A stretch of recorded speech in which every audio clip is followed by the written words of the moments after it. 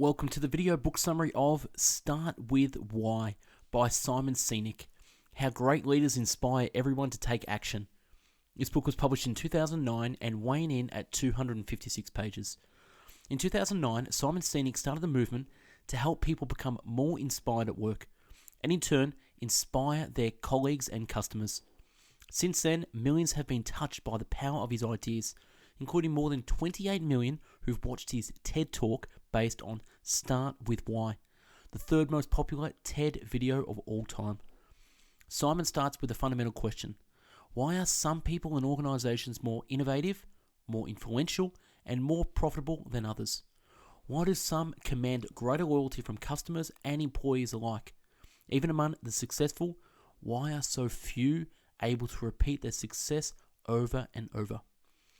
If you like what you hear in the summary, I strongly suggest you buy the book using the link in the description.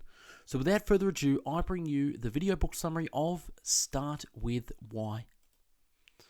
Introduction. There are leaders and there are those that lead. In this summary, the summary will cover 6 key points.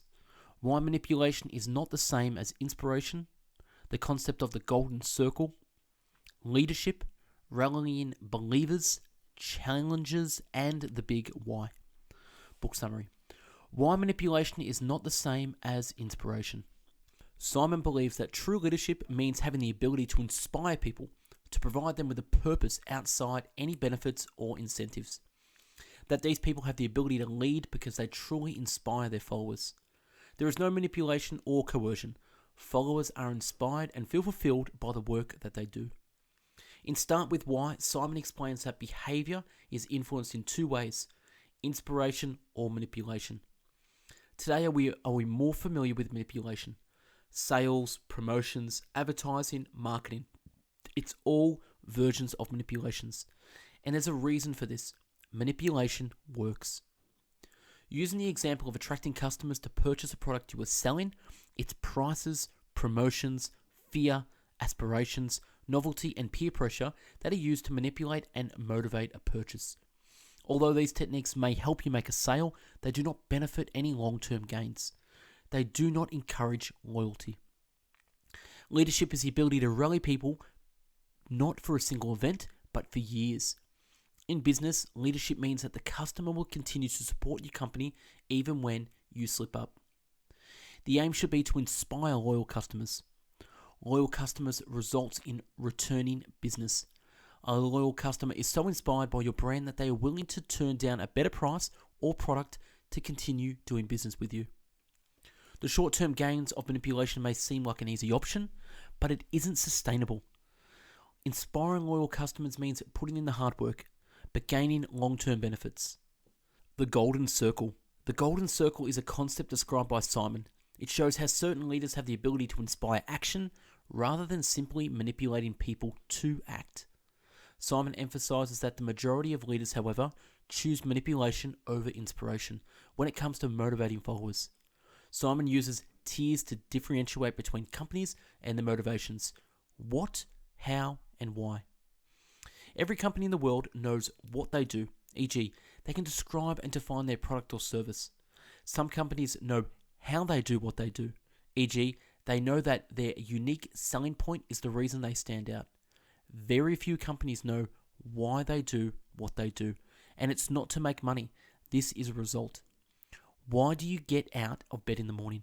What is the company's purpose, and why should anyone care? Simon uses Apple as an example of an inspirational company. The format a normal company would use to communicate their product goes like this. This is what we do and this is how we do it. However, inspiring companies such as Apple start with why. They reverse the order of information, e.g., why. In everything that we do, we believe in challenging the status quo and thinking differently. This part engages the consumer on an emotional level. How? The way we do this is we design products that are beautifully designed and easy to use. The how and the what serve as evidence to the why. And what? We just so happen to make great computers. Want to buy one? It's not a debate about better or worse anymore. It's a discussion about different needs. And before the discussion can even happen, the whys for each must be established first. This is biology. When a company starts with what, there is likely going to be some appeal. But when they start with why, and when their consumers share their beliefs, a sense of belonging occurs, and as a consequence, their products symbolize these beliefs. Simon relates to this all back to biology. Our craving for a sense of belonging is a basic human instinct. Biologically speaking, when you look at the brain, Simon points out that his golden circle concept directly corresponds to the major levels of the brain. The what portion of the golden circle takes place in the neurocortex, where rational thought and analytical thinking occurs. The how and why take place in the limbic brain, where emotions derive and where decisions are made.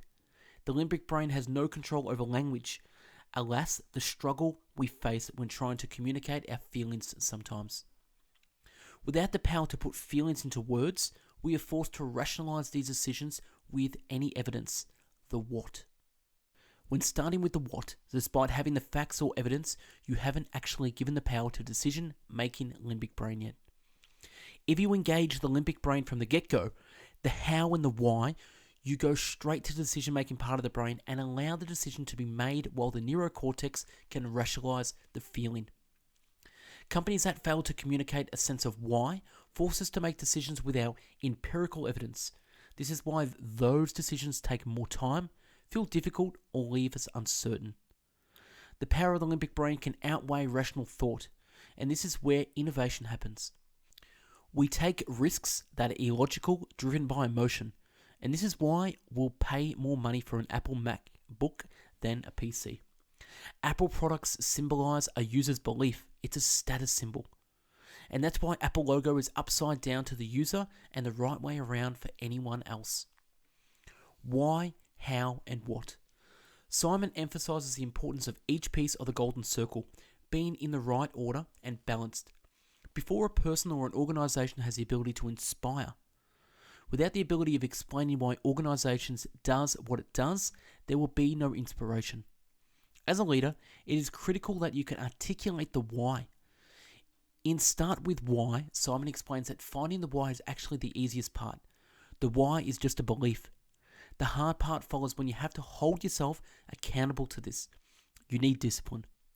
The what, or the doing part, requires consistency and authenticity. This is absolutely critical if you are trying to build trust and loyalty with your customers. Differentiate happens in the why and the how you do it. The golden circle provides a way to communicate consistency with how individuals receive information. For this reason, an organization must be clear about its purpose, cause, or belief, and make sure that everything they say or do is consistent with and authentic to that belief. If the levels of the golden circle are in balance, all those who share the organization's view of the world will be drawn to it and its products like a moth to a light bulb. Leadership. Back to biology again, Simon identifies humans' attractions to those with similar beliefs and values. We desire these things to align, and with that we build trust. For a true leader to inspire and build a following, they need to be trusted. Trust. Taking it back to the limbic brain, trust is not rational or logical. It is an emotional feeling. You have to earn trust by communicating and demonstrating that you share the same values and beliefs. You have to talk about your why and prove it with what you do. Again, a why is just a belief. Hows are the actions we take to realize that belief, and what's are the results of those actions. When all three are in balance, trust is built and value is perceived. When it comes to hiring employees, you have to be looking for those who share the same beliefs and values as you. Skills are secondary. Successful employees will be passionate about your why. Great companies don't hire skilled people and motivate them. They hire already motivated people and inspire them. Simon describes a great organization as one with a strong sense of culture and belonging. This protects the people inside the organization, and they know that because of the shared beliefs and values, the organization and fellow colleagues can all work together as one and have each other's back. There's no fear or mistrust. Tipping points. The law of diffusion outlines mass market success as being achieved once you've reached 15 to 18% of your market. The early majority waits until someone else has tried it before they sign up. Simon suggests that the tipping point is when a business growth or idea is rapidly moving.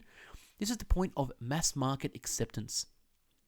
The goal of business then should not to be simply to sell anyone who wants what you have, the majority, but rather to find people who believe what you believe, the left side of the bell curve.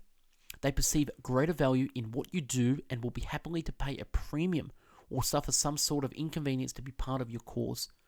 It is the percentage of people who share your beliefs and want to incorporate your ideas, your products and your services into their own lives as what's to their own wise.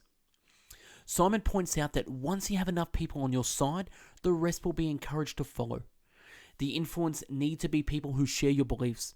They will voluntarily share your messages, your ideas, and the rest will be inspired.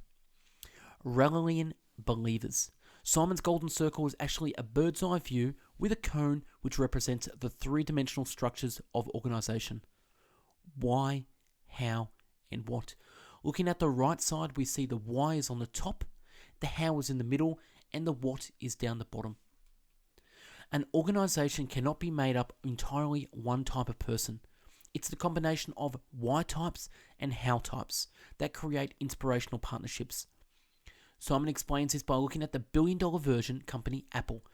Steve Jobs is the why, the visionary, and Steve Wozniak was the how. He made it happen. One without the other is almost useless. Leaders sit at the top of the cone. They are the why, and the how types sit below the leader. They take the responsibility for making the leader's vision happen. Arrangements like this means Apple can innovate an industry. They are more than just another organization selling products. They are a social movement creating change. It's no coincidence that the three-dimensional golden circle is a cone. It is in practice a megaphone. An organization effectively becomes the vessel through which a person with a clear purpose, cause or belief can speak to the outside world. But for the megaphone to work, clarity must come first. Without a clear message, what will you amplify? Marketing and branding. Without clear communication of values and beliefs, a company or organization will struggle to reach the consumers in the way they want. Marketing and branding is so important. It's the vehicle for companies to communicate what the products or services stand for, what they can become. Marketing and branding needs to inspire believers. It needs to allow consumers to attach their own beliefs and values to a product. It needs to create trust and a loyalty in their following. So consumers will continue to buy their products and use their services despite what else is available on the market. If what you do doesn't prove what you believe, then no one will know what your why is, and you'll be forced to compete on price, service, quality, features, and benefits, the stuff of commodities. Challenges. Simon recalls attending the gathering of Titans where America's most successful entrepreneurs gathered together. 80% had achieved their financial goals, although 80% didn't feel successful. As these companies had grown, they had lost a sense of their why. They still knew what they did and how they did it, but their why had gone fuzzy. And of course, this was difficult to put in words. Achievement is something you reach or attain, like a goal. It is something tangible, clearly defined and measurable. Success, in contrast, is the feeling or state of being. Achievement comes from when you pursue and attain what you want. Success comes when you are clear in pursuit of why you want it.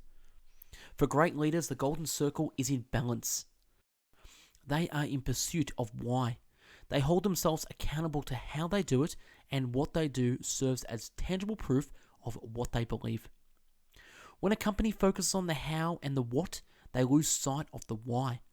The passion and innovation withers and they simply come to work, do the required bare minimum to reach present goals, and consider the job done.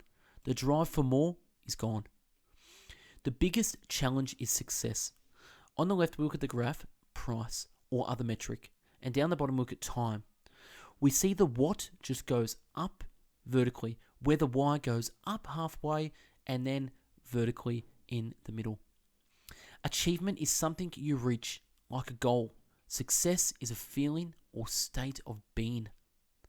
The bus test. Simon explains the school bus test. If the founder were getting hit by a bus and die, would the business be affected? The challenge isn't to cling onto the leader forever, but to find a way of keeping the vision alive and clear. It's time to switch the focus. The majority of organizations will track their progress based on what they do, the money they make. However, this means the why can lose clarity. Measuring other metrics such as positive customer feedback and work-life balance can mean the why stays in focus. Great second or third CEOs don't take the helm to implement their own vision of the future. They pick up the original banner and lead the company into the next generation. The big why. The why doesn't come from looking ahead at what you want to achieve and figuring out an appropriate strategy to get there. It is not born out of any market research. The why does not come from extensive interviews with customers or even employees. It comes from looking into the completely opposite direction from where you are now. Finding why is a process of discovery, not invention. Conclusions, key takeaways. What? Companies always know what they do, e.g. selling products. How? Some companies know how they do what they do, e.g. selling products with a unique marketing plan. Why? Few companies know why they do what they do besides making money. E.g., this is why employees get out of bed in the morning. What is the purpose and why should consumers care? This is where inspirational companies arise. Successful leaders will be able to clearly explain why their organization does what it does. This needs to be clearly articulated in order to inspire followers. As humans, we crave a sense of belonging. We want to feel that our beliefs and values are re-shared. A successful leader and organization will communicate and clearly display their beliefs and values, in turn, earning the trust of consumers who share these beliefs and values. Successful companies will be made up of why types and how types. The why types are the visionaries, the ones who optimistically set the goals, and the how types are those that pave the road to get there. They make things happen. You need a combination of two to be successful and inspirational. To truly start with why, companies need to avoid mistaking the what as the final destination. Instead of tracking success by revenue, focus instead on the why. Why are people buying your product? Look at the positive consumer feedback and use that as a benchmark. Leadership requires two things: a vision of the world that does not yet exist and the ability to communicate it. And that's a wrap on episode 73, Start With Why by Simon Sinek. Follow us on social, search us on Instagram, Facebook, and Twitter at Best Book Bits. Watch previous video book summaries on our channel and support us by subscribing and sharing on social media. If you liked the video and want to buy the book, click the link in the video description to purchase from Amazon. Leave comments on the video, and if you enjoyed it, give it a thumbs up. Thanks for watching and hope you learned a thing or two.